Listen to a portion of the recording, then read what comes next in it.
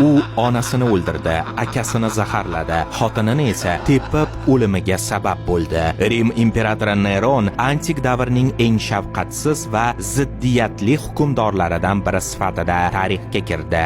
Milodiy 54-yilda atigi 16 yoshida imperator bo'lgach, u dastlab o'zini aqlli va adolatli yigit sifatida ko'rsatdi. Ammo tez orada u hokimiyat, shubha va zo'ravonlik girdobiga botdi. Tarixchilar Tatsit va Svidoniy uni teatr, qo'shiqchilik va o'z ulug'vorligi g'oyasiga mubtalo bo'lgan zolim sifatida tasvirlaganlar. Bir taxminga ko'ra, aynan Neron milodiy 64-yilda kuyib kul bo'lgan shahar o'rnida hashamatli saroy, oltin uyni qurish maqsadida Rimda buyuk yong'inni uyushtirgan ekan. Odamlar undan shubhalana boshlagach, u nasroniylarni ayblab, ularni ommaviy qatl etishni boshladi.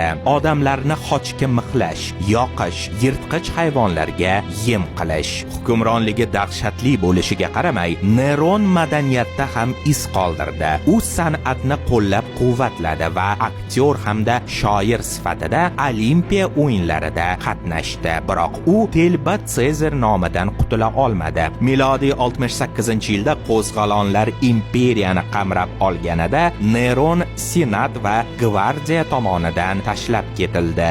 U qadimgi rimlik do'stining villasida o'z joniga qasd qildi. Uning so'nggi so'zlari: "Qanday buyuk san'atkor hayotdan ko'z yummoqda", fojiali va buzilgan hokimiyatning ramzi bo'lib qoldi.